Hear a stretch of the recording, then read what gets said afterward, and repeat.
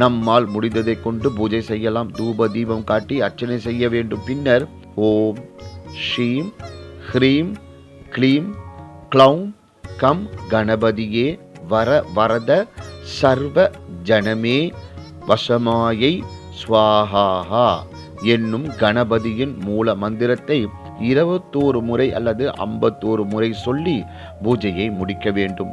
பூஜை முடிந்ததும் குழந்தைகளுக்கு நேவேத்திய பட்சணைகளை வழங்கி நாமும் சாப்பிடலாம். வீட்டில் பூஜை முடிந்த பின் ஆலயம் சென்று விநாயகரை வணங்கி வரலாம். காலை மாலை 2 வேளையும் பூஜை செய்வது சிறப்பு. விநாயகர் சதுர்த்திக்கு பின் விநாயகர் சிலையை விவர்ஜனம் செய்ய வேண்டும். விநாயகர் சதுர்த்தியும் சேர்த்து அன்றைய தினமோ அல்லது ஒற்றைப்படையாக அமையும் 3, 5, 7வது நாளிலோ அதை மேற்கொள்ளலாம். ஆண்கள் மட்டுமே பிள்ளையாரை நீரில் கரைக்க வேண்டும்.